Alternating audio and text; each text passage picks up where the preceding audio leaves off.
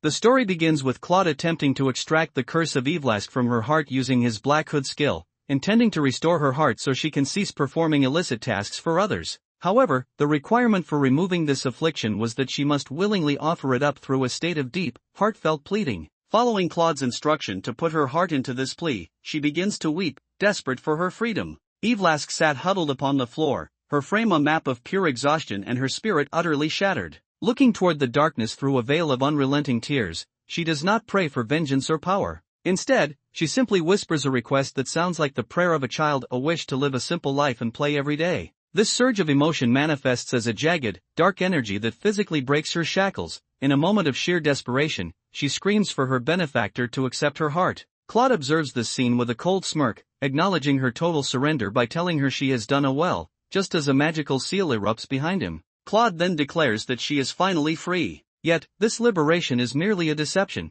In the quiet shadows of a library, Eliveask demands that he hurry and return her heart. Claude refuses, stating that she must fulfill her promise first since this is a binding deal. He then makes a vow to her, claiming he will return her heart once everything has concluded. Eliveask cries out once more, sighing that she truly does not wish to work. Irritated by her sobbing, Claude commands her to stop. He then ruthlessly dismisses her weeping and demands to know exactly what Sigrin is currently plotting. Eliveask kneels, crying silently over her new fate, remaining quiet at first before explaining by asking Claude if he knows the fourth princess's master swordsman, Sarah Bet-Era. She further clarifies that she is meant to take care of that woman and was ordered to use her corpse to assassinate Princess Sisley. The scene shifts abruptly to a rain-drenched battlefield where Sarah Bet-Era, famously known as the legendary Mad Sword, is caught in a moment of profound shock. Despite her distinctive blue-flamed aura, she is impaled through the chest by a spear, gasping that it should be impossible for her opponent to possess more strength than her. Standing over her is Damelia, wreathed in a golden glow of combat.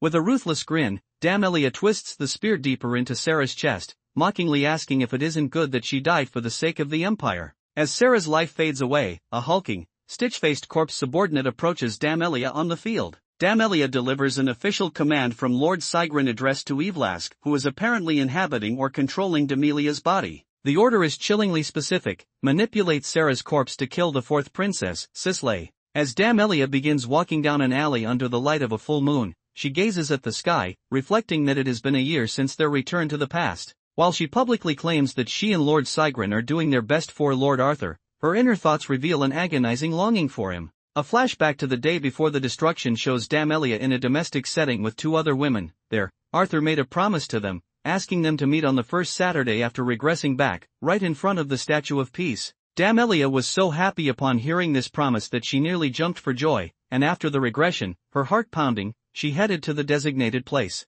However, she found only the statue standing lonely in the moonlight. Arthur never appeared at the promised location, leaving her standing in the darkness, staring at the empty space and whispering a single, haunted question: why? In the present, Damelia reflects that she has been waiting for Lord Arthur for an entire year. Recalling Lord Sigrin's advice to believe in Arthur and wait, she vows to herself that before he returns, she will regain her former strength and become Arthur's strongest spear. She then turns back to the large, stitch-faced subordinate who halts, thinking that she must work harder to succeed in this mission. She tells Eliveask to wait for a moment and asks her about the boy with the raven in the martial arts tournament, questioning if he was her corpse. Eliveask confirms this query in an obedient manner. Damelia compliments her, stating she has good taste to intentionally attach a raven to call attention to herself. However, she also warns Eliveask not to do anything strange just because Lord Sigrin is currently away. Damelia reminds her of her vulnerability, stating, "You know I hold your heart," which causes Eliveask to recoil in visible fear.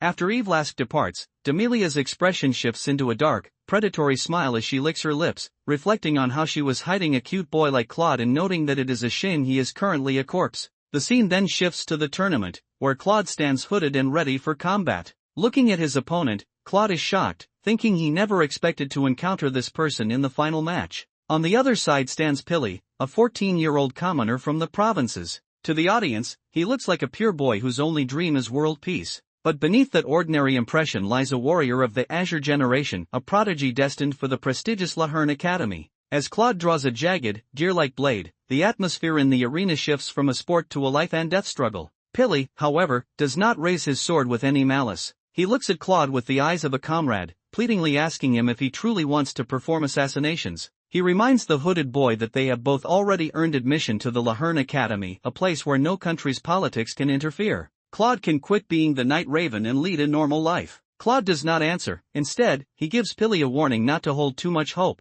as he won't be able to overcome despair when he faces it. Pilly realizes his offer has been rejected, and the fight erupts with blinding speed. Pilly unleashes a legendary movement technique known as Tenri Juppo, the 10-league step. He moves with such fluidity that it seems as though he is sliding on ice, his body appearing in multiple places simultaneously. Claude reads every one of Pilly's feints and blocks every desperate strike. "I know you better than you know yourself," Claude's voice echoes through the clash of steel. He had watched Pilly from the shadows for years, studying his habits and his ultimate move. Pilly's talent blooms in the heat of the battle, but Claude's sixth sense allows him to reach the critical point of the exchange before his faster opponent. Claude delivers a decisive blow, but as he does, he leaves Pilly with a final, haunting piece of advice: become strong, so that even if your hope is shattered, you can leave behind a seed of hope. The tournament ends with a shocking declaration: Claude is the winner. As the hooded boy stands over the fallen Pilly, a flash of memory shows a younger Pilly thanking Crash for carrying his curse and promising to work harder to protect the world from darkness. In the present, Claude feels a stir of something he does not understand. He had never heard the words thank you before. As Claude begins walking away from the arena, Pilly asks whether they will ever meet again somewhere. Claude's mind is already set on the academy, and he promises him a reunion. High above the arena in the royal viewing box, second Prince Siphonophania is ecstatic. He laughs with a bloated sense of triumph, believing that his possession of the Night Raven will allow him to seize the throne. He looks at the trembling Eliveask beside him, treating her like a loyal dog and reminding her that her heart is in his hands. But his celebration is short-lived. The heavy thud of armored boots soon drowns out his laughter. The Black Dragon Knights, the kingdom's elite order for punishing the highest criminals, surround the box. Damelia, with dark, piercing eyes, steps forward, her voice carrying the cold weight of the law. Second Prince Siphonophania, we are arresting you on suspicion of murdering the fourth princess, Cisleophania. The prince scoffs, his arrogance blinding him to the trap, sneering about why he would kill that idiot. Damelia claims a forged order found at the Night Raven's hideout was a frame job. Then, the world turns upside down for the conspirators. From behind the ranks of the knights, two figures step into the light. Princess Cisle and the Mad Sword, Sarabetera, stand there, alive and well. There had been no assassination and there was no corpse to manipulate. The look of total, wide-eyed horror that washes over Damelia's face is the final note of the sequence. She realizes that in this game of regression in hearts, she was not the player, but the one being played.